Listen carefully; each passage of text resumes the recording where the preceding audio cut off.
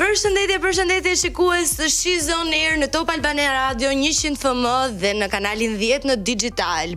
Sot jam me supervajzat e mia dhe kam dy supervajza që ndoshta do surprizoni pak të shihni. E para njëherë Jessica, direkt një nga yjet e procesit sportiv, ndërsa personazhi tjetër e kemi parë në moderim, e kemi parë si aktore së fundmi dhe modele, të gjitha.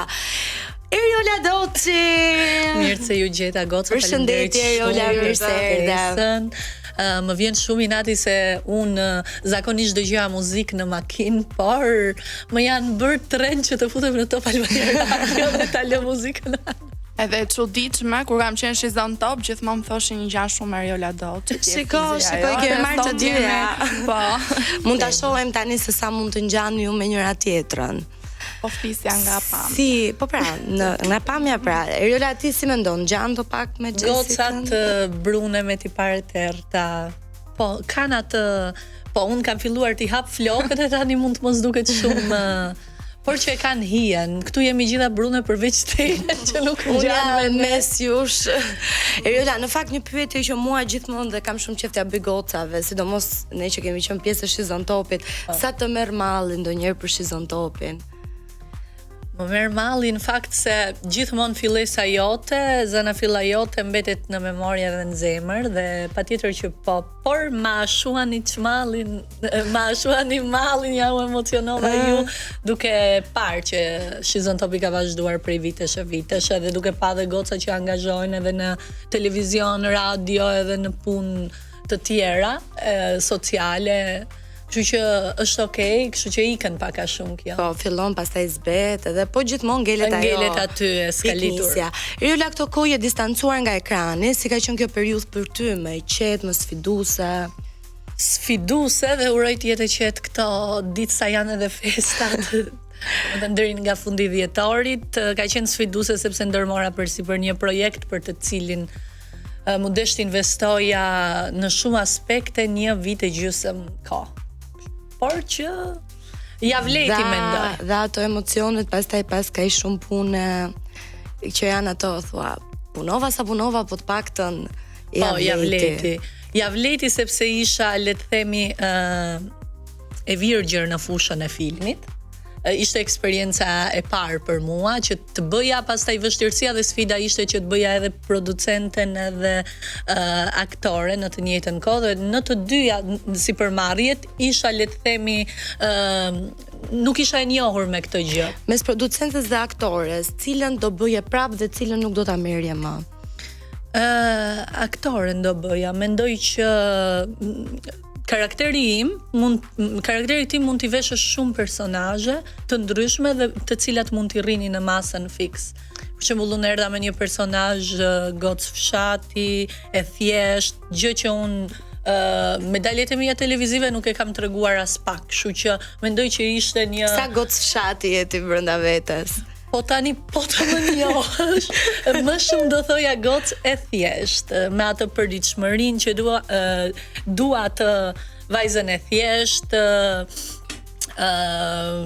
të ëmbël, të qetë, gjë që nuk është parë. A është ndonjëherë në planet e tua të thuash që kur të plakem, kur ta mbush ta përfundoj atë ciklin që un kam në mendjen time, do shkoj të jetoj në fshat me pulët, me lopat, të jem e lumtur. Dëshira mund të ishte e madhe, po kur të plake mendoj që më shumë se do bënte pula mua se unë pulët. Nuk e shkon fare.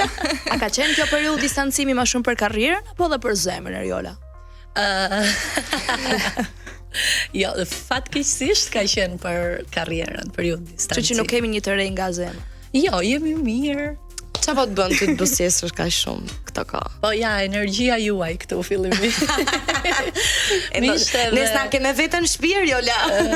Jo, më ka ndryshuar shumë gjatë këtij viti mënyra se si mendoj gjërat, energjia e njerëzve që lejoj të vinë tek unë dhe është një periudhë reflektimi dhe punimi me veten time. Nëse dikur i shikoja gjërat që do jem mirë për këtë sezon e zëm televiziv për këto muaj, tani po e shoh veten me gjëra më largpamse, kam vizione tjera. Sepse tjerëve i thu gjithmonë emra, po tash na emër do na thuash edhe ne po? Emër për çfarë? Po tash, meqense je lumtur, dikush në zemrën tënde do jetë. Dëgjoj. Jam e plotësuar, jam okay, por që unë nuk edhe po të them emra, unë nuk i njeh jo emra, na thuaj 3 fjalë që do përshkruanin momentin që ti je. E qetë, gjysmë e realizuar. Okej. Edhe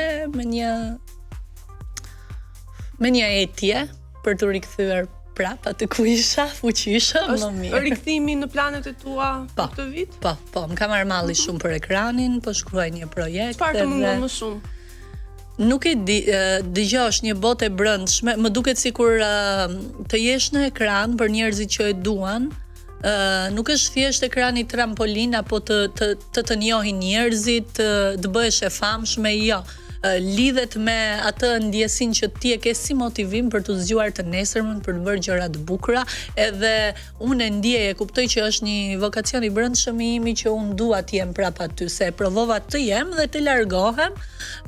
Gjithsesi unë nuk u largova për të qëndruar kot, por mendoj që do bëj pak nga filmi, pak nga ekrani. Çfarë ke zbuluar për veten që gjithë kësaj pauze që ke pasur dhe me televizioni, por ke pasur mundësi ta njohësh më shumë veten përtej televizionit? Kam zbuluar që kisha lejuar shumë energji që të më ndikonin te vetja ime, dhe është bërë këto vitet e fundit, muajt e fundit, që shumë njerëz kanë hasur, le të themi, dilema edhe me shëndetin mendor, edhe me psikologjinë e rënduar, dhe në qoftë se para disa vitesh ishte domethënë koronavirus, unë mendoj që vendi ynë, kurse Shqipëria është në një pandemi të shëndetit mendor. Mendoj se pandemia e fundit dhe aktuale është kjo, sepse shoh që njerëzit shtiren, nuk bëjnë atë që duan. Unë mendoj, nëse do jepja një mesazh të gjithëve, domethënë pa përjashtim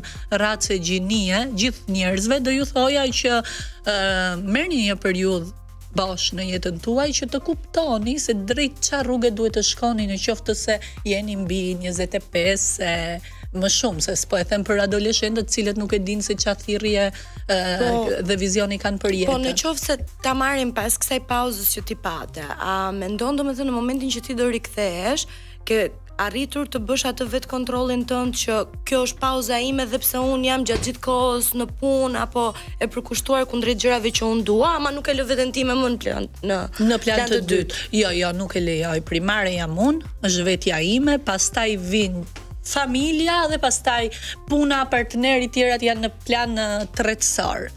Kam shkurtuar marrëdhëniet me shumë miqe, shoqe, dashamirës që ndi kisha qoftë edhe kolegë dhe kështu, nuk po frekuentojmë më me të njëjtit njerëz, po mbaj shumë pak veta afër vetes, pra pak a shumë me Riken, Ronaldon dhe një mikeshën time Junën që nuk është publike dhe nuk dua të afroj shumë njerëz tek vetja. Në qoftë se, domethënë, kjo ka nisur nga, domethënë, pasi ti patë eksperiencën tënde në Big Brother VIP, pra ndryshuan pak prioritetet e tua, fillove ta shikosh pak më ndryshe. Si ndikoi Big Brother VIP tek ty? Po, shiko ku ishte problemi. Pas Big Brotherit u angazhova me Top Arenën dhe pastaj u futa direkt duke u marrë me filmin. Çfarë ndodh? Nga një izolim, unë përfundova në një izolim të dytë, sepse izoloheshim në studio deri në 7 të mëngjesit, duke pas këtë petkun e paragjykimeve që hëse do sjellin një film goca seksi, paragjykime, llafe lart e poshtë, dhe thash ti rri kësaj gjëje te koka që ta sjell siç duhet. Dhe nga një izolim në një izolim të dytë u bën 2 vite e gjysëm që nuk, gati 3 vite që nuk kisha një jetë përtej studiove të mbyllura, dhe kuptoj që izolimi ndikon shumë, edhe me këtë i lidh domethënë që kisha nevojë për këtë reflektim. Ka qenë pak i qëllimshëm nga ana jote dhe ky distancimi, apo thjesht vetëm kjo, domethënë pjesa që ti i kushtove vetes? Erdhi ashtu, po edhe pjesërisht ke shumë drejtina, sepse doja ta dija që a i dua këtë gjë se dal në televizion, a i dua që ti jem e njohur, apo i dua se unë motivohem, unë e dua këtë gjën, unë e ndjej këtë gjën ta bëj. Edhe mendoj që kam marrë shumë përgjigje të vetes time që më përpara nuk i kisha, kam arritur edhe pjekuri emocionale se nuk e shoh veten në decibele. Vërtet dhe kur thot Livia që çan ndikon te qetësia është më shumë pjekuria emocionale se sa dikush në jetën time. Ne do vazhdojmë me pyetje me Eriolën, por tani do kalojmë shpejt një këngë.